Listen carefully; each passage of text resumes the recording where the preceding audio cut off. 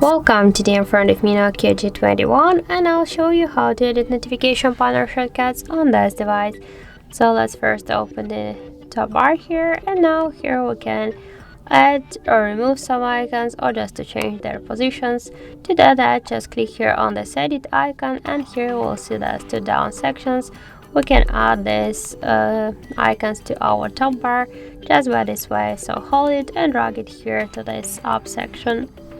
If you want to remove some icons from here by the same way, just hold it and drag it to this down section. Oh, sorry. So if you want to change also the positions of the icons, so nothing new, just hold it and drag it by this way. And just to save the changes, go back here and we can see here the new icons and just all the changes. So that's it. Thank you for watching, and if you find this video helpful, don't forget to leave a like, comment and to subscribe our channel.